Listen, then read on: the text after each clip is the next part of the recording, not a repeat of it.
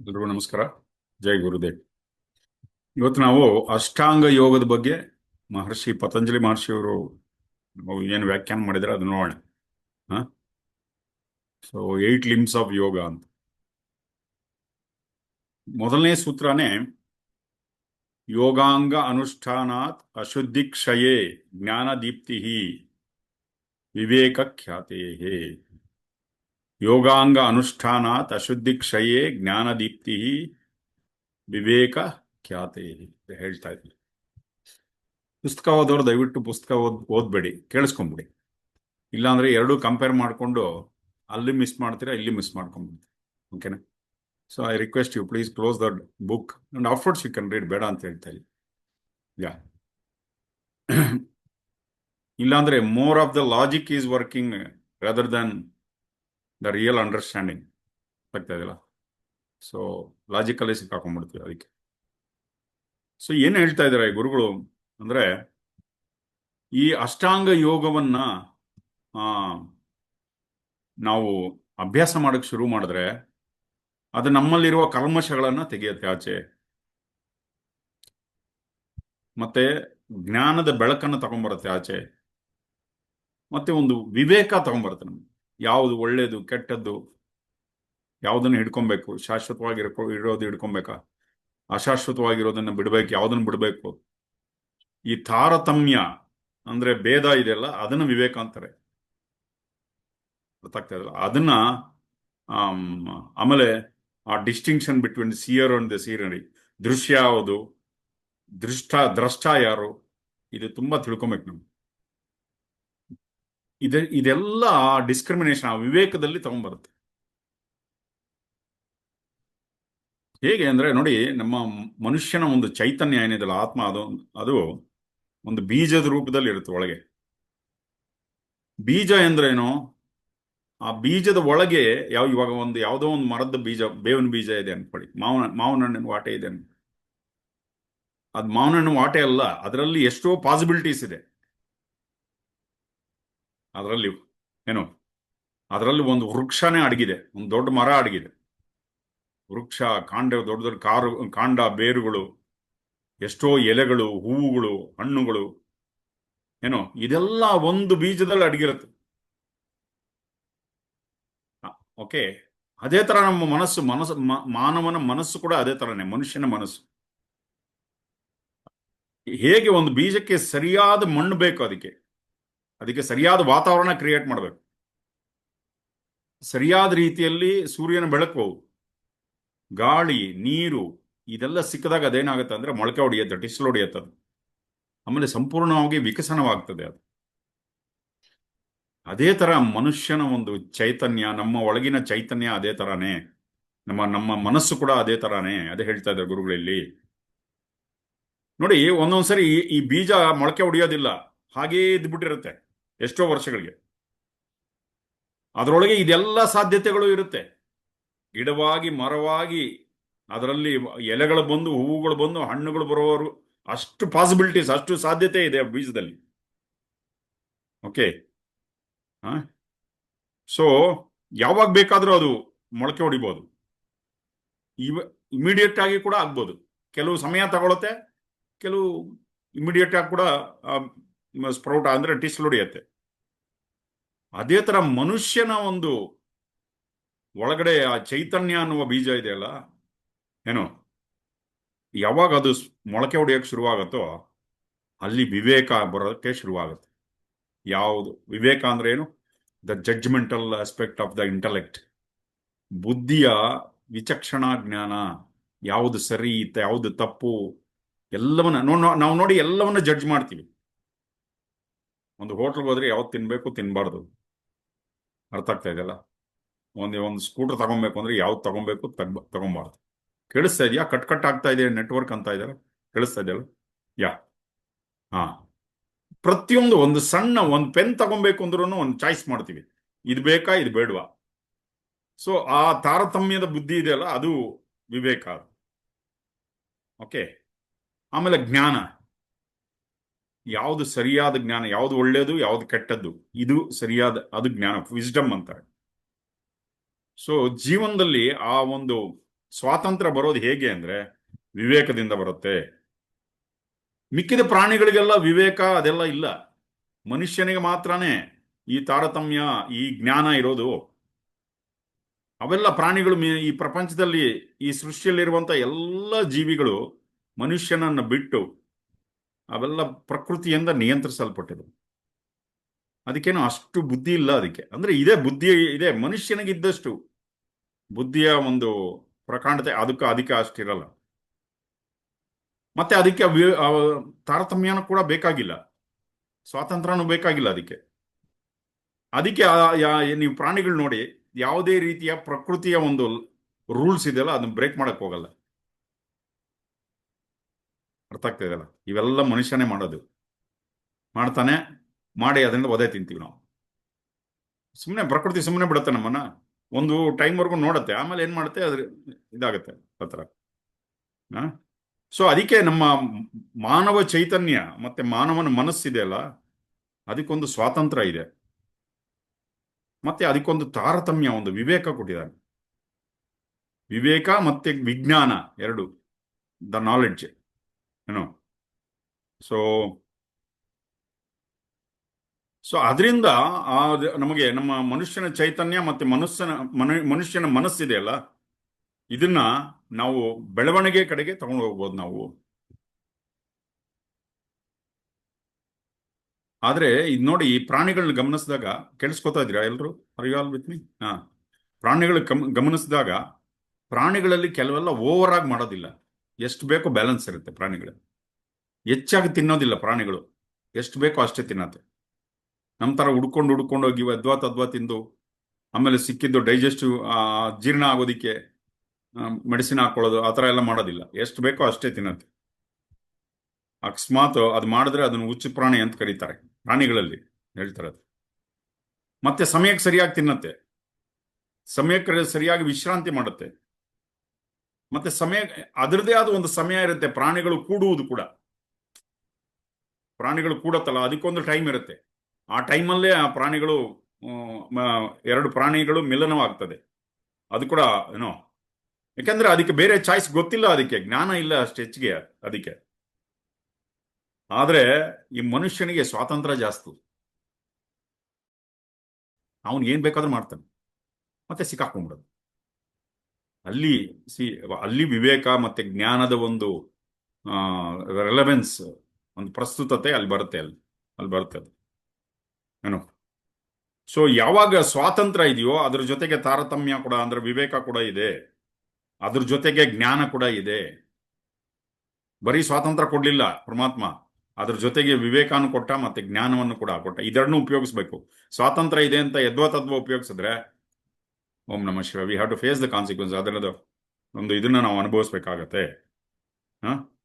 So ಅದಕ್ಕೆ ಮನುಷ್ಯನಿಗೆ ಅದೊಂದು ಚಾಯ್ಸ್ ಇದೆ, ಒಂದು ಜ್ಞಾನವಂತವಾದ ಜೀವನವನ್ನು ನಡೆಸೋದು, ಜ್ಞಾನದಿಂದ ಜೀವನ ನಡೆಸೋದು.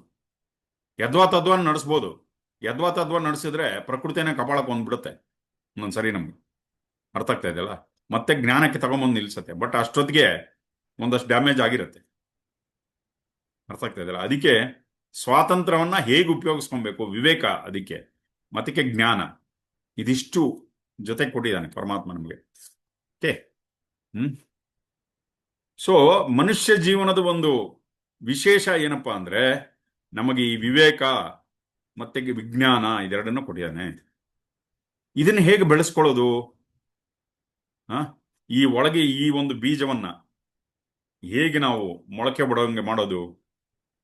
ಅದಕ್ಕೆ ಅವಾಗ ನೀರು ಹಾಕಿ ನೋಡ್ಕೊಬೇಕು. ಅದಕ್ಕೆ ಅದು ಚೆನ್ನಾಗಿ ವೃಕ್ಷವಾಗಿ ಬೆಳೆಯೋವರೆಗೂ ನಮ್ಮಲ್ಲಿ ಈ ವಿವೇಕ ಮತ್ತೆ ವಿಜ್ಞಾನ ವಿಶೇಷವಾಗಿ ಬೆಳೆಯೋಂಗೆ ಮಾಡೋದಕ್ಕೆ ನಾವು ಅದಕ್ಕೆ ತುಂಬಾ ನಾವು ಮತ್ತೆ ನೀರು ಹಾಕಿ ಬೆಳೆಸ್ಬೇಕು ಚೆನ್ನಾಗಿ. ಯಾಕಂದ್ರೆ ಅದರೊಳಗೆ ಅಷ್ಟು ಸಾಧ್ಯತೆಗಳಿರುತ್ತೆ, ಪಾಸಿಬಿಲಿಟೀಸ್ ಇರುತ್ತೆ. ನಾವು ಸರಿಯಾಗಿ ಬೆಳೆಸಲಿಲ್ಲ, ಅಕಸ್ಮಾತ್ ಆ ಸಾಧ್ಯತೆಗಳೆಲ್ಲ ಹಾಗೆ ಝೀರೋ ಆಗ್ಬಿಡುತ್ತೆ. ಅರ್ಥ ಆಗ್ತಾ ಇದೆಯಲ್ಲ? ನಾವು ಸರಿಯಾಗಿ ಗಮನಿಸ್ಕೊಳ್ಳಿ, ಮನೆ ಮುಂದೆ ಒಂದು ಗಿಡನ ಕೂಡ ಅಷ್ಟೇ, ಸರಿಯಾಗಿ ನಾವು ಗಮನಿಸ್ಕೊಳ್ಳಿಲ್ಲ ಅಂದ್ರೆ ಸ್ವಲ್ಪ ದಿವಸಕ್ಕೆ ಆ ಗಿಡ ಒಣಗೋಗ್ಬಿಡುತ್ತೆ. ಅದೇ ತರ ನಮ್ಮ ಒಳಗಡೆ ಇರುವ ಚೈತನ್ಯದಲ್ಲಿ ವಿವೇಕ ಮತ್ತೆ ವಿಜ್ಞಾನ ಬೆಳಿಬೇಕು ಅಂದ್ರೆ ಅದಕ್ಕೆ ವಿಶೇಷವಾದ ಒಂದು ಆಸ್ತಿಯನ್ನ ನಾವು ತೋರಿಸ್ಬೇಕಾಗ್ತದೆ. ಅದಕ್ಕೆ ಪತಂಜಲಿ ಮಹರ್ಷಿ ಹೇಳ್ತಾರೆ, ಯೋಗಾಂಗ ಅನುಷ್ಠಾನ. ಈ ಅಷ್ಟಾಂಗ ಯೋಗಗಳನ್ನ ಅನುಷ್ಠಾನ ಮಾಡಬೇಕು. ಮಾಡೋದ್ರಿಂದ ಆ ಒಳಗಡೆ ಇರುವ ಚೈತನ್ಯದಲ್ಲಿರುವಂತಹ ಬೀಜ ಮೊಳಕೆ ಹೊಡೆಯತ್ತೆ. ಮತ್ತೆ ಇದನ್ನ ಅಭ್ಯಾಸ ಪ್ರಾಕ್ಟೀಸ್ ಮಾಡ್ತಾ ಮಾಡ್ತಾ ನಾವು ಗಮನಿಸ್ಬೋದು, ಈ ಯೋಗಾಂಗ ಅಂದ್ರೆ ಲಿಂಬ್ಸ್ ಆಫ್ ಯೋಗ ಇದು ಬೆಳೀತಾ ಹೋಗ್ತದೆ ನಮ್ಮಲ್ಲಿ. ಏನಪ್ಪ ಪ್ರಯೋಜನ ಇದು ಬೆಳೆಯೋದ್ರಿಂದ? ಏನಪ್ಪ ಪ್ರಯೋಜನ ಅಂದ್ರೆ ಅಶುದ್ಧಿ ಕ್ಷಯೇ. ನಮ್ಮಲ್ಲಿ ಏನು ಕಲ್ಮಶಗಳಿರುತ್ತಲ್ಲ ಅದೆಲ್ಲ ನಿರ್ಮೂಲನೆ ಆಗ್ಬಿಡುತ್ತೆ. ಅಶುದ್ಧಿ ಕ್ಷಯ ಆಗ್ತದೆ. ವಿವೇಕ ಖ್ಯಾತೆ, ನಮ್ಮಲ್ಲಿ ಆ ವಿವೇಕ ಇನ್ನ ಜಾಸ್ತಿ ಜಾಗೃತವಾಗ್ತದೆ. ಜ್ಞಾನವಂತರಾಗ್ತೀವಿ ನಾವು. ಹೇಗೆ ಒಂದು ಭತ್ತದ ಕಾಳಿದೆಯಲ್ಲ, ಅದ್ರ ಮೇಲೆ ಹೊಟ್ಟು ತೆಗೆದ್ಬಿಟ್ರೆ ಅಕ್ಕಿ ಕಾಳು ಬರುತ್ತೆ ನೋಡಿ, ಆ ಥರ ಹೊಟ್ಟು ತೆಗೆದ್ಬಿಡುತ್ತೆ ವಿವೇಕದಿಂದ, ವಿಜ್ಞಾನದಿಂದ. ಸೊ ಈ ಅಷ್ಟಾಂಗ ಯೋಗಗಳನ್ನು ನಾವು ಫಾಲೋ ಮಾಡೋದ್ರಿಂದ ಬುದ್ಧಿ ತೀಕ್ಷ್ಣವಾಗ್ತದೆ, ಮೊನಚಾಗಿ ಚೂಪಾಗ್ತದೆ. ಜ್ಞಾನ ದೀಪ್ತಿ, ನಮ್ಮಲ್ಲಿ ಜ್ಞಾನದ ಬೆಳಕು ಬರ್ತದೆ, ಒಂದು ಕ್ಲಾರಿಟಿ, ಒಂದು ಶುದ್ಧತ್ವ ಬರ್ತದೆ ನಮ್ಮಲ್ಲಿ, ಮತ್ತೆ ವಿವೇಕ ಅನ್ನೋದು ಉಂಟಾಗತ್ತೆ. ಆಮೇಲೆ ಅಂತಃ ಪ್ರಜ್ಞೆ ಬೆಳೆಯುತ್ತೆ, ಇಂಟ್ಯೂಷನ್ ಪವರ್ ಬರುತ್ತೆ ಅಂತ ಹೇಳ್ತಾ ಇದ್ದಾರೆ. ಇಂಟ್ಯೂಟಿವ್ ಪವರ್ ನಮ್ಮೊಳಗೆ ಬರುತ್ತೆ ಅಂತ ಹೇಳ್ತಾ ಇದ್ದಾರೆ.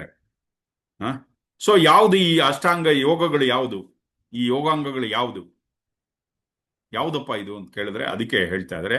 ಮೊದಲನೇದು ಯಮ, ನಿಯಮ, ಆಸನ, ಪ್ರಾಣಾಯಾಮ, ಪ್ರತ್ಯಾಹಾರ, ಧಾರಣ, ಧ್ಯಾನ, ಸಮಾಧಿ.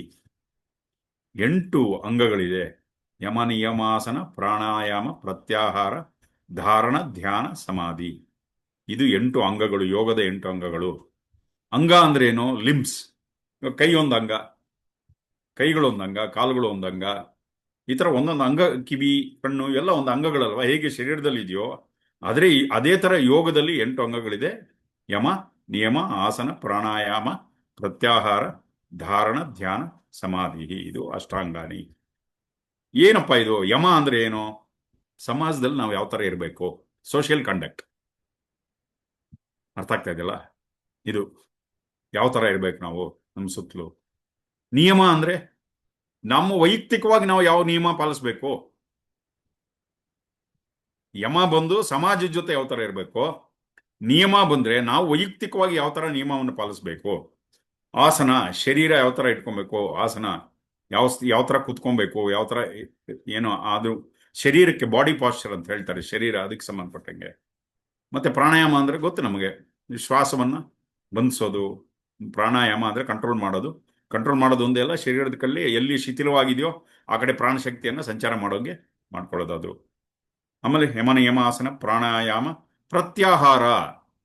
ಪ್ರತ್ಯಾಹಾರ ಅಂದ್ರೇನು ಅದನ್ನು ಡೀಟೇಲ್ ಆಗಿ ಹೇಳ್ತಾರೆ. ಆದ್ರೆ ಇಂದ್ರಿಯಗಳನ್ನ ಹಿಂದೆ ಕೆಳ್ಕೊಳ್ಳೋದು. ದೃಶ್ಯದಲ್ಲಿ ಸಿಕ್ಕಾಕೊಂಡಿದೆಯಲ್ಲ ಇಂದ್ರಿಯಗಳು, ಯಾವುದು? ಶಬ್ದ, ಸ್ಪರ್ಶ, ರೂಪ, ರಸಗಂಧ, ಯಾವುದು? ಕಣ್ಣು, ಮೂಗು, ಇದೆಲ್ಲ ಇದೆಯಲ್ಲ, ಈ 5 ಇಂದ್ರಿಯಗಳು ಪ್ರಪಂಚದಲ್ಲಿ ಸಿಕ್ಕಾಕೊಂಡಿದೆಯಲ್ಲ, ಇದನ್ನ ವಿತ್ಡ್ರಾಲ್ ಆಫ್ ಸೆನ್ಸಸ್, ಅದನ್ನ ಹಿಂದಕ್ಕೆ ತಗೊಳ್ಳೋದು, ಯಾವಾಗ ಬೇಕೋ ಅವಾಗ ವಾಪಸ್ ತಗೊಳ್ಳೋದು. ಪ್ರತ್ಯಾಹಾರ. ಧಾರಣ ಅಂದ್ರೆ ಏನು? ಮನಸ್ಸನ್ನು ಒಂದು ಕಡೆ ನಿಲ್ಲಿಸೋದು, ಧಾರಣ. ಓಕೆ. ಆಮೇಲೆ ಧ್ಯಾನ, ಮೆಡಿಟೇಷನ್. ಫೈನಲಿ ಸಮಾಧಿ ಆಳವಾದ ಒಂದು ಸ್ಥಿತಿ. ಇದು 8 ಯೋಗಾಂಗಗಳು. ಇದ್ರ ಬಗ್ಗೆ ವಿಶೇಷವಾಗಿ ಆಳವಾದ ಚರ್ಚೆ ಇನ್ನು ಮುಂದೆ ಇದರಲ್ಲಿ ನಡ್ಕೊಂಡು ಹೋಗ್ತದೆ, ಅದು ಪತಂಜಲಿ ಮಹರ್ಷಿಗಳು ಹೇಳ್ತಾರೆ. ಆಮೇಲೆ ಇದು ಒಂದೊಂದರಲ್ಲೂ ಒಂದೊಂದು ಸಪರೇಟ್, ಅದ್ರ ಕೆಳಗೆ ಸಬ್ ಡಿಪಾರ್ಟ್ಮೆಂಟ್ಸ್ ಬರುತ್ತೆ. ಯಮ ಅಂದ್ರೆ ಯಮದ ಕೆಳಗೆ ಏನೇನಿದೆ, ಯಮ ಅನ್ನೋ ಅದರ ಕೆಳಗೆ ಅಹಿಂಸಾ, ಸತ್ಯ, ಆಸ್ತೇಯ, ಬ್ರಹ್ಮಚರ್ಯ, ಅಪರಿಗ್ರಹ, ಇದಿಷ್ಟು ಯಮ, ಇದಿಷ್ಟು ಬರುತ್ತೆ. ಸಮಾಜದಲ್ಲಿ ನಾವು ಯಾವ ತರ ಇರಬೇಕು? ಅಹಿಂಸೆ ಪಾಲಿಸ್ಬೇಕು, ಸತ್ಯವನ್ನು ಪಾಲಿಸ್ಬೇಕು, ಆಸ್ತೇಯವನ್ನು ಪಾಲಿಸ್ಬೇಕು, ಬ್ರಹ್ಮಚರ್ಯ ಪಾಲಿಸ್ಬೇಕು, ಅಪರಿಗ್ರಹ ಪಾಲಿಸ್ಬೇಕು. ಇದನ್ನ ಹೇಳ್ಕೊಂಡ್ ಬರ್ತಾರೆ. ಒಂದೊಂದೇ ಸಬ್ಜೆಕ್ಟ್ನ ಆಳವಾಗಿ ತಗೊಂಡು ಹೋಗ್ತಾರೆ. ಓಕೆ. ಅಹಿಂಸೆ ಅಂತ ನಾನ್ ವೈಲೆನ್ಸ್, ಸತ್ಯ, ಮತ್ತೆ ಆಸ್ತೇಯ, ಆಮೇಲೆ ಬ್ರಹ್ಮಚರ್ಯ, ಅಪರಿಗ್ರಹ, ಇದಿಷ್ಟು ಏನಿದು ಅಂತ ಇದು ಸಮಾಜದಲ್ಲಿ ನಾವು ಯಾವ ತರ ಇರಬೇಕು ಅನ್ನೋದನ್ನ ತೋರಿಸ್ತೀವಿ. ಇದನ್ನ ಒಂದು ಆಳವಾಗಿ ಗುರುಗಳು ಒಂದೊಂದನ್ನೇ ಎಕ್ಸ್ಪ್ಲೈನ್ ಮಾಡ್ಕೊಂಡು ಹೋಗ್ತಾರೆ ಈ ಇದರಲ್ಲಿ. ತುಂಬಾ ಜನ ಏನ್ ಅನ್ಕೊಳ್ತಾರೆ ಅಂದ್ರೆ ಅಷ್ಟಾಂಗ ಯೋಗವನ್ನ ಒಂದೊಂದು 8 ಮೆಟ್ಲು ಅಂತ ಅನ್ಕೊಳ್ತಾರೆ. 8 ಸ್ಟೆಪ್ಸ್ ಅಂತ, ಒಂದು 8 ಮೆಟ್ಲು ಅಂತ ಅನ್ಕೊಳ್ತಾರೆ. ಫಸ್ಟ್ ಯಮ, ಇದನ್ನ ಪ್ರಾಕ್ಟೀಸ್ ಮಾಡಬೇಕು, ಅದು ಮಾಸ್ಟರ್ ಮಾಡಬೇಕು. ಮಾಸ್ಟರ್ ಮಾಡಿದ್ಮೇಲೆ ನಿಯಮ ಪ್ರಾಕ್ಟೀಸ್ ಮಾಡಿ ಅದನ್ನು ಮಾಸ್ಟರ್ ಮಾಡಬೇಕು. ಆಮೇಲೆ ಪ್ರಾಣಾಯಾಮ ಮಾಸ್ಟರ್ ಮಾಡಬೇಕು, ಪ್ರಾಣಾಯಾಮ ಪ್ರತ್ಯಾಹಾರ ಮಾಸ್ಟರ್ ಮಾಡಬೇಕು. ಆಮೇಲೆ ಧಾರಣ ಮಾಸ್ಟರ್ ಮಾಡಬೇಕು. ಆಮೇಲೆ ಧ್ಯಾನ ಮಾಸ್ಟರ್ ಮಾಡಬೇಕು. ಕೊನೆಗೆ ಸಮಾಧಿ. ಅಷ್ಟೊತ್ತಿಗೆ ನಾವಿರಲ್ಲ, 200 ವರ್ಷ ಜನ್ಮ ಬೇಕು. ಒಂದೊಂದನ್ನ ಮಾಸ್ಟರ್ ಮಾಡಬೇಕು ಅಂದ್ರೆ it may take 10 years 12 years. ಅಷ್ಟಾಂಗ ಯೋಗ 200 ವರ್ಷ ಬೇಕು ಅಂದ್ರೆ ಇಲ್ಲಿ 60 ವರ್ಷ ಬದುಕೋದೆ ಪಲ್ಟಿ ಹೊಡಿತಾ ಇದೀವಿ ನಾವು. ಇನ್ನು 200 ವರ್ಷ ಎಲ್ಲಿ ಸಾರ್? ಇದು ನಮ್ಗಾಗೋ ಸಬ್ಜೆಕ್ಟ್ ಅಲ್ಲ. ಅರ್ಥ ಆಗ್ತಾ ಇದೆ. ಅದಕ್ಕೆ ಗುರುಗಳು ಹೇಳ್ತಾರೆ 1960 ಮತ್ತು 70ರಲ್ಲಿ ಗುರುಗಳು ಒಂದು 70ನೇ ವರ್ಷದಲ್ಲಿ ಧ್ಯಾನದ ಬಗ್ಗೆ, ಪ್ರಾಣಾಯಾಮದ ಬಗ್ಗೆ ಮಾತಾಡ್ತಾ ಇದ್ರೆ ಜನ ಅನ್ನೋರದ್ದು, ಏನ್ರಿ ಯಾವ ಸಬ್ಜೆಕ್ಟ್ ಇದು? ಒಂದೊಂದೇ ಮಾಸ್ಟರ್ ಮಾಡ್ಬೇಕಲ್ವಾ? ನೀವು ಡೈರೆಕ್ಟ್ ಧ್ಯಾನದ ಬಗ್ಗೆ ಹೋಗ್ತಾ ಇದ್ದೀರಲ್ಲ. ಸೊ ಒಂದೊಂದೇ ಸ್ಟೆಪ್ ಬೈ ಸ್ಟೆಪ್ ಮೆಟ್ಲತ್ಕೊಂಡು ಹೋಗ್ಬೇಕಲ್ವಾ? ನಮಗೆ ಯಮ ನಿಯಮಾನೇ ಗೊತ್ತಿಲ್ಲ ಏನೋ. ಯಮದ ಕೆಳಗೆ ಸತ್ಯ ಅಂತ ಒಂದು ಸಬ್ಜೆಕ್ಟ್ ಬರುತ್ತೆ, ನಾವು ಆ ಸತ್ಯನೇ ಫಾಲೋ ಮಾಡ್ತಾ ಇಲ್ಲ. ಮಿಕ್ಕಿದೆಲ್ಲ ಹೇಗ್ ಮಾಡೋದು ಅಂತ ಪ್ರಶ್ನೆ ಮಾಡಕ್ ಸ್ಟಾರ್ಟ್ ಮಾಡಿದ್ರಂತೆ ಗುರುಗಳನ್ನ. ಕೇಳಿಸ್ಕೊತಾ ಇದೀರಾ? ಅರಿಯಾಲ್ ವಿತ್ ಮೀ? ಅದು ಗುರುಗಳನ್ನ ಕೇಳಕ್ ಶುರು ಮಾಡಿದ್ರಂತ ಅದನ್ನ. ಸೊ ಅದೇ ಗುರುಗಳು ಅದೇ ಹೇಳ್ತಾರೆ. ನಾನು ಯಾವಾಗ ನಮ್ಮ ಆರ್ಟ್ ಆಫ್ ಲಿವಿಂಗ್ ಪ್ರೋಗ್ರಾಮ್ಸ್ನ ಕಾರಾಗಾರಗಳಲ್ಲಿ, ಜೈಲುಗಳಲ್ಲಿ ಅವ್ರಿಗೆ ನಾನು ಮಾಡಕ್ಕೆ ಶುರು ಮಾಡಿದ್ರೆ ಅವಾಗ ಗುರುಗಳೇ ಕಂಡಕ್ಟ್ ಮಾಡ್ತಾ ಇದ್ರಂತೆ. ಜನ ಅಬ್ಜೆಕ್ಟ್ ಮಾಡೋರಂತೆ ಅವ್ರನ್ನ, ಗುರುಗಳನ್ನ. ಹೇಗೆ ಜೈಲಲ್ಲಿ ಅವನು ಕ್ರೈಮ್ ಮಾಡ್ಬಿಟ್ಟು ಬಂದಿದ್ದಾರೆ, ಅವ್ರಿಗೆಲ್ಲ ಧ್ಯಾನ ಹೇಗೆ ಹೇಳ್ಕೊಡ್ತೀರಾ? ಸಮಾಧಿ ಹೇಗೆ ಹೇಳ್ಕೊಡ್ತೀರಾ? ಅವ್ರಿಗೆ ಯಮಾನೂ ಇಲ್ಲ, ನಿಯಮಾನೂ ಇಲ್ಲ. ಡೈರೆಕ್ಟ್ ಆಗಿ ಅವ್ರಿಗೆ ಮಂತ್ರ ಜಪ ಕೊಟ್ಬಿಟ್ಟು ಧ್ಯಾನ ಮಾಡಕ್ಕೆ ಹೆಂಗೆ ಹೇಳ್ಕೊಡ್ತಾ ಇದ್ದೀರಾ ನೀವು? ಮತ್ತೆ ಪ್ರಾಣಾಯಾಮ ಹೇಳ್ಕೊಡ್ತಾ ಇದ್ದೀರಲ್ಲ, ಒಂದೊಂದೇ ಅಭ್ಯಾಸ ಮಾಡ್ಬೇಕಲ್ವಾ? ಇದು ತುಂಬಾ ತಪ್ಪು ಅಂತ. ಅದಕ್ಕೆ ಗುರುಗಳು ನಗ್ನಗ್ತಾ ಹೇಳೋರಂತೆ ಅವಾಗ. ತುಂಬಾ ಧನ್ಯವಾದಗಳು ನಿಮ್ಗೆಲ್ಲ. ನಿಮ್ಮ ಒಂದು ಏನ್ ಕನ್ಸರ್ನ್ ಇದೆ ಅಲ್ಲ, ಇದ್ರ ಬಗ್ಗೆ ಕಾಳಜಿ, ಅದು ನನಗೆ ಅರ್ಥ ಆಗ್ತಾ ಇದೆ. ನಾನೇನಾದ್ರೂ ಪತಂಜಲಿ ಮಹರ್ಷಿಗಳ ಹೇಳ್ಕೊಟ್ಟಂತ ರೂಲ್ಸ್ನ ವಯೋಲೇಟ್ ಮಾಡಿದ್ರೆ, ಅತಿಕ್ರಮಣ ಮಾಡಿದ್ರೆ, ನಾನು ಬೇಕಾದ್ರೆ ನರಕಕ್ಕೆ ಹೋಗ್ತೀನಿ ಅಂತ ಹೇಳೋರಂತೆ ಗುರುಗಳು. ನಾನು ನರಕಕ್ಕೆ ಹೋಗೋಕ್ಕೂ ರೆಡಿ ಇದ್ದೀನಿ ಅಂತ ಹೇಳಿದ್ರು. ಅರ್ಥ ಆಗ್ತಾ ಇದೆಯಲ್ಲ? ಸೊ ಗುರುಗಳ ದೃಷ್ಟಿಯಲ್ಲಿ ಅಷ್ಟಾಂಗ ಯೋಗ ಬೇರೆ ತರ ಇದೆ. ಅಂದ್ರೆ ಒಬ್ಬ ಟೀಚರ್ ಯಾರೋ ಹೇಳ್ಕೊಡ್ತಾರಲ್ಲ, ಅವ್ರಿಗೆ ಅಷ್ಟಾಂಗ ಯೋಗ ಅಂದ್ರೆ ಒಂದಾದ್ಮೇಲೆ ಇನ್ನೊಂದು ಮಾಸ್ಟರ್ ಮಾಡ್ಬೇಕು ಅಂತಲ್ಲ. ಆದ್ರೆ ಒಬ್ಬ ಸಂತ, ಒಬ್ಬ ಜ್ಞಾನೋದಯ ಯೋಗಿ ಅದನ್ನು ನೋಡುವಂತ ದೃಷ್ಟಿ ಬೇರೆ ತರ ಇರುತ್ತೆ. ಅದಕ್ಕೆ ಅಂತವ್ರು ಅವ್ರ ಕೈಗೆ ನಾವು ಸಿಕ್ಕಿರೋದಿದೆಯಲ್ಲ, ಅದು ನಮ್ಮ ಅದೃಷ್ಟ. ಇಲ್ಲಾಂದ್ರೆ ಎಷ್ಟು ವರ್ಷ ಬರೀ ಆಸನಗಳು ಮಾಡ್ಕೊಂಡೇ ಇದ್ದಾರೆ ಎಷ್ಟೋ ಜನ ಪ್ರಪಂಚದಲ್ಲಿ. ಯಾವುದೋ ಕೆಲವು ಪ್ರಾಣಾಯಾಮಗಳು ಮಾಡ್ಕೊಂಡೇ ಇದ್ಬಿಟ್ಟಿದ್ದಾರೆ. ಯೋಗ ಅಂದ್ರೆ ಏನು ಅನ್ಕೊಂಡಿದ್ದಾರೆ ಅಂದ್ರೆ, ಇಷ್ಟಕ್ಕೆ ಮುಂಚೆ ನಾವು ಮಾತಾಡ್ತಾ ಇದ್ವಲ್ಲ, ಬರೀ ಆಸನಗಳು ಶರೀರಕ್ಕೆ ಮಾತ್ರ ಸೀಮಿತ, ಮನಸ್ಸಿಗೂ ಯೋಗಕ್ಕೂ ಸಂಬಂಧನೇ ಇಲ್ಲ ಅಂತ ಎಷ್ಟೋ ಜನ ಅನ್ಕೊಂಡ್ಬಿಟ್ಟಿದ್ದಾರೆ. ಪ್ರಾಣಾಯಾಮ ಅಂದ್ರೆ ಸ್ವಲ್ಪ ಒಂದಷ್ಟು ನಾಡಿ ಶೋಧನ, ಅದು ಅನುಲೋಮ ವಿಲೋಮ ಅದೆಲ್ಲ ಮಾಡ್ತಾ ಇದ್ರೆ ಅದೆಲ್ಲ ತಪ್ಪು ಅಂತ ಹೇಳ್ತಾ ಇಲ್ಲ, ಅಲ್ಲಿಗೆ ನಿಲ್ಲಿಸ್ಬಿಟ್ಟಿದ್ದಾರೆ. ಅಲ್ಲಿಂದ ಮುಂದೆ ಓಂ ನಮಃ ಶಿವಾಯ. ಸೊ ಇಲ್ಲಿ ಅನ್ಫಾರ್ಚುನೇಟ್ಲಿ ಗುರುಗಳು ಏನ್ ಹೇಳ್ತಾ ಇದ್ದಾರೆ ಅಂದ್ರೆ, ಅನ್ಫಾರ್ಚುನೇಟ್ಲಿ ತುಂಬಾ ಜನ ತಪ್ಪಾಗಿ ಅರ್ಥೈಸ್ಕೊಂಡ್ಬಿಟ್ಟಿದ್ದಾರೆ ಅಷ್ಟಾಂಗ ಯೋಗವನ್ನ. ಒಂದಾದ್ಮೇಲೆ ಇನ್ನೊಂದು, ಒಂದನ್ನ ಜಯಿಸಿದ್ಮೇಲೆ, ಒಂದರ ಮೇಲೆ ಕಮಾಂಡ್ ಸಾಧಿಸಿದ್ಮೇಲೆ ಇನ್ನೊಂದನ್ನ ನಾವು ಅದನ್ನು ಪೂರ್ಣವಾಗಿ ಕಲ್ತ್ಕೊಳ್ಳೋದು ಅಂತ. ಸಮಾಧಿನ ಸಾಧ್ಯನೇ ಇಲ್ಲ, ಇಂಪಾಸಿಬಲ್. ಫಸ್ಟು ಯಮ ಇದನ್ನು ಮಾಸ್ಟರ್ ಮಾಡಬೇಕು, ಆಮೇಲೆ ನಿಯಮವನ್ನ ಸಾಧಿಸಬೇಕು, ಎಲ್ಲ ಅಷ್ಟಾಂಗ ಯೋಗಗಳನ್ನ ಸಾಧನೆ ಮಾಡಿ ಕೊನೆಯಲ್ಲಿ ಸಮಾಧಿ. ಅಷ್ಟೊಂದು ನಾವು ಹಿಡಿತೇವೆ ಅಲ್ವಾ? 1960ನೇ ಇಸ್ವಿ ಆ ಟೈಮಲ್ಲಿ ಸಮಾಧಿ ಅನ್ನೋದು ಒಂದು ಅಭ್ಯಾಸ ಅಲ್ಲ, ಯಾರಿಗೂ ಹೇಳ್ಕೊಡ್ತಾ ಇರಲಿಲ್ಲ. ಯಾರಾದ್ರೂ ಸಮಾಧಿ ತಗೊಂಡಿದ್ದಾರೆ ಅಂದ್ರೆ ಅವ್ರು ಹೋಗಿದ್ದಾರೆ ಅಂತ ಅರ್ಥ, ಶರೀರ ಬಿಟ್ಬಿಟ್ಟಿದ್ದಾರೆ ಅಂತ ಅರ್ಥ ಆಗಿನ ಕಾಲದಲ್ಲಿ. ಇಲ್ಲ ಅಂದ್ರೆ ಎಲ್ಲೋ ಹಿಮಾಲಯಕ್ಕೆ ಹೋಗ್ಬಿಟ್ಟಿದ್ದಾರೆ ಅಂತ ಅರ್ಥ ಆಗ್ತಾ ಇದೆಯಲ್ಲ? ಸೊ ಸಮಾಧಿ ಅನ್ನೋ ಪದ ಮಾಮೂಲಿಯಾಗಿ ವ್ಯಾಪಕದಲ್ಲಿ ಇದ್ದಂತಹ ಒಂದು ಪದ ಅಲ್ಲ. ಅದು ಮಾಮೂಲಿ ಜನಕ್ಕೆ ಸಮಾಧಿ ಅನ್ನುವ ಒಂದು ಅನುಭವನೇ ಮಾಮೂಲಿ ಜನಕ್ಕೋಸ್ಕರ ಇರಲಿಲ್ಲ ಅದು, ಏನೋ. ಸೊ ಈ ರೀತಿಯಾಗಿ ಧಾರಣೆ ಅವಾಗಿನ ಕಾಲದಲ್ಲಿ ಇತ್ತದು, ಆಗಿನ ಕಾಲದಲ್ಲಿ. ಸೊ ಪತಂಜಲಿ ಮಹರ್ಷಿ ಇದಕ್ಕೆ ಅಷ್ಟಾಂಗ ಅಂತ ಯಾಕೆ ಹೆಸರಿಟ್ರು ಅಂತ ಜನ ನೋಡ್ಲಿಲ್ಲ, ಸರಿಯಾಗಿ ಅರ್ಥ ಮಾಡ್ಕೊಂಡಿಲ್ಲ. ಇವೆಲ್ಲ ಮೆಟ್ಲುಗಳು ಅಲ್ಲ. ಅಷ್ಟಾಂಗ ಅಂದ್ರೆ ಒಂದು ಮೆಟ್ಲು, ಎರಡನೇ ಮೆಟ್ಲು, ಮೂರನೇ ಮೆಟ್ಲು ಅಂತಾರಲ್ಲ, ಆ ಥರ ಅಲ್ಲ, ಮೆಟ್ಲಲ್ಲ. ಇವಾಗ ಒಂದು ಮಗು ಹುಟ್ಟಿದಾಗ ತಾಯಿ ಗರ್ಭದಲ್ಲಿ ಏನು ಫಸ್ಟ್ ಪಿಂಡವಾಗಿರುತ್ತೆ. ಆಮೇಲೆ ಎಲ್ಲ ಅಂಗಗಳು ಒಂದೇ ಸಾರಿ ಬೆಳೀತಾ ಬರುತ್ತೆ. ಸ್ವಲ್ಪ ಸ್ವಲ್ಪ ಕಿವಿಗಳು ಬರುತ್ತೆ, ಆಮೇಲೆ ಕಣ್ಣು ಬರುತ್ತೆ, ಮೂಗು ಬರುತ್ತೆ ಮೂರನೇ ತಿಂಗಳಲ್ಲಿ. ಆಮೇಲೆ ಕಾಲುಗಳು ಎಲ್ಲ. ಬಲಗಾಲ ಒಂದ್ಸರಿ ಪೂರ್ತಿ ಬೆಳೆದು ಆಮೇಲೆ ಎಡಗಾಲು ಶುರು ಮಾಡಲ್ಲ ಬೆಳೆಯಕ್ಕೆ. ಬಲಗೈ ಪೂರ್ತಿ ಬೆಳೆದ ಮೇಲೆ ಆಮೇಲೆ ಎಡಗೈ ಬೆಳೆಯೋದು ಆ ಥರ ಇಲ್ಲ. Simultaneously all the organs will start growing. ಇಲ್ಲ ಡಾಕ್ಟರ್ಸ್ ಇದ್ರೆ ಐ ಥಿಂಕ್ ಓಂ ನಮಃ ಶಿವಾಯ ಅಲ್ಲ. ನೀವು ನೋಡಿ, ತಾಯಿಯ ಗರ್ಭದಲ್ಲಿ ಎಲ್ಲ ಅಂಗಗಳು ಬೆಳೆಯೋಕ್ಕೆ ಶುರುವಾಗ್ತದೆ. ಅದೇ ಹೇಳ್ತಾ ಇದ್ದಾರೆ, when A child is Born, it is Born with all it's limbs. ನೋಡಿ ಎಂತ ಒಂದು ದೃಶ್ಯನ ಕೊಡ್ತಾ ಇದ್ದಾರೆ ಗುರುಗಳು ಇಲ್ಲಿ. ಎಲ್ಲ ಅಂಗಗಳನ್ನ ಸಮಾನವಾಗಿ ಬೆಳೆಯುತ್ತೆ ಅದೆಲ್ಲ. ಫಸ್ಟ್ ಒಂದು ಅಂಗ ಫಾರ್ಮ್ ಆಗಿ ಆಮೇಲೆ ಇನ್ನೊಂದು ಅಂಗ ಫಾರ್ಮ್ ಆಗಿ ಆ ಥರ ಅಲ್ಲ. ಅದೇ ಸೊ ಆ ಥರ ಆಗೋದಿಲ್ಲ ಅದು. ಒಂದು ಕೈ ಹಿಡ್ಕೊಂಡು ಎತ್ತಿದ್ರೆ ಪೂರ್ತಿ ಶರೀರನೇ ಎದ್ದು ಬರುತ್ತೆ. ಈಗ ಒಂದು ವರ್ಷದ ಮಗು ಇರುತ್ತೆ ಅನ್ಕೊಳ್ಳಿ, ತಂದೆನ ತಾಯಿನೋ ಒಂದು ಕೈ ಹಿಡ್ಕೊಂಡು ಹಿಂಗೆ ಎತ್ತಿದ ತಕ್ಷಣ ಪೂರ್ತಿ ಶರೀರನೇ ಜೊತೆಗೆ ಎದ್ದು ಬಂದ್ಬಿಡುತ್ತೆ. ಕರೆಕ್ಟಾ? ಎಲ್ಲ ಅಂಗಗಳು ಜೊತೆಗೆ ಬರುತ್ತೆ. ಸೊ ಅಷ್ಟಾಂಗ ಯೋಗ ಅಂದ್ರೆ ಏನು ಏನು ಇದನ್ನ ಒಂದೇ ಸರಿ ಪ್ರಾಕ್ಟೀಸ್ ಮಾಡಬೇಕು. ಎಲ್ಲವೂ ಸ್ವಲ್ಪ ಸ್ವಲ್ಪ ಎಲ್ಲ ಒಂದೇ ಸರಿ ಪ್ರಾಕ್ಟೀಸ್ ಮಾಡೋದು, ಒಂದಾದ್ಮೇಲೆ ಇನ್ನೊಂದಲ್ಲ. ನೋಡಿ ಯಾವ ಥರ ಡೈಮೆನ್ಷನ್ ಗುರುಗಳು ಕೊಡ್ತಾ ಇದ್ದಾರೆ ನಮ್ಗೆ. ಒಂದಾದ್ಮೇಲೆ ಇನ್ನೊಂದಲ್ಲ, ಅಟ್ ಎ ಟೈಮ್ ಎಲ್ಲ ಪ್ರಾಕ್ಟೀಸ್ ಮಾಡೋದು. ಆದರೆ ಅದಕ್ಕೊಂದು ಸೀಕ್ವೆನ್ಸ್ ಇದೆ ಅಂತ ಹೇಳ್ತಾ ಇದ್ದಾರೆ ಗುರುಗಳು. ಓಕೆ, ಸೊ ಅದನ್ನ ಸ್ವಲ್ಪ ಸ್ವಲ್ಪ ಅದು ಫಾಲೋ ಮಾಡ್ಬೇಕಂತದೆ. ಇದರಲ್ಲಿ 2 ಪದ್ಧತಿ ಇದೆ, ಅನುಲೋಮ ಮತ್ತು ವಿಲೋಮ ಪದ್ಧತಿ. ಕೇಳಿಸ್ಕೊತಾ ಇದ್ದೀರಾ? Are you all with me? Yeah, ಅನುಲೋಮ ಪದ್ಧತಿ ಅಂದ್ರೆ ಏನು? ಕೆಲವರು ವಾಯ್ಸ್ ಬ್ರೇಕಿಂಗಾ ಗುರುಗಳೇ? ಕೇಳಿಸ್ತಾ ಇದೆಯಾ? ಹಾ, ಕರೆಕ್ಟಾಗಿ ಬರ್ತಾ ಇದೆ ಮನೀಶ್ ಜಿ. ಸೊ ಅನುಲೋಮ ಪದ್ಧತಿ ಅಂದ್ರೆ ಏನು? ಫಸ್ಟ್ ಯಮ ನಿಯಮ, ಆಸನ, ಪ್ರಾಣಾಯಾಮ, ಪ್ರತ್ಯಾಹಾರ, ಧಾರಣ, ಧ್ಯಾನ, ಸಮಾಧಿ, ಇದು ಕೆಳಗಡೆಯಿಂದ ಅಸೆಂಡಿಂಗ್. ವಿಲೋಮ ಪದ್ಧತಿ ಅಂದ್ರೆ ಏನೋ first experience the samadhi, go to the highest, then descending. ನಮ್ಗೆ ಗುರುಗಳು ಅದೇ ಹೇಳ್ಕೊಟ್ರು.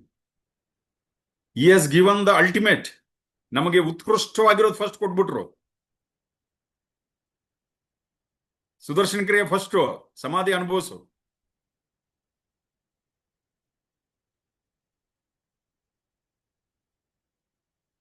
ತಾನೇ ಅಮೃತ, ಆಮೇಲೆ ಮಿಕ್ಕಿದೆಲ್ಲ ಗೊತ್ತಾಗತ್ತೆ. ಫಸ್ಟ್ ದ ಹೈಯೆಸ್ಟ್ ಕೊಟ್ಬಿಟ್ಟಿದ್ದಾರೆ ಗುರುಗಳು ನಮ್ಗೆ, ಆಮೇಲೆ ಮಿಕ್ಕಿದೆಲ್ಲ ಅದೆಷ್ಟು ಬರುತ್ತೆ. ಅದೇ ಹೇಳ್ತಾರೆ ಇಲ್ಲಿ ಗುರುಗಳು. ಹಾ, ಇನ್ನೊಂದು ಮೆಥಡ್ ಏನು? First experience samadhi and then practice all others. First ಸಮಾಧಿ ಅಂದ್ರೆ ಅದನ್ನ ಫಸ್ಟ್ ಅದನ್ನ ಅನುಭವ ಪಟ್ಕೊಂಬಿಡಿ, ಮಿಕ್ಕಿದೆಲ್ಲ ಅದೆಷ್ಟು ಕತೆ ಬರುತ್ತೆ. ಎಷ್ಟೋ ಸಂತರು ನಮ್ಮ ಭಾರತ ದೇಶದಲ್ಲಿ ಫಸ್ಟ್ ಅವ್ರಿಗೆ ಸಡನ್ ಆಗಿ ಯಾವುದೋ ಹಿಂದಿನ ಜನ್ಮದ ಸಾಧನೆ ಇರುತ್ತೆ, ಟಕ್ಕಂತ ಅವರ ಸಮಾಧಿ ಅನುಭವ ಆಗ್ಬಿಡ್ತಾವ್ರು. ಡೈರೆಕ್ಟ್ ಆಗಿ ಆತ್ಮನಿಗೆ ಕನೆಕ್ಟ್ ಆಗ್ಬಿಡ್ತಾರ ಅವರು, ಮತ್ತೆ ಅವ್ರ ಜೀವನ ಪೂರ್ತಿ ಬದಲಾಗ್ಬಿಡುತ್ತೆ.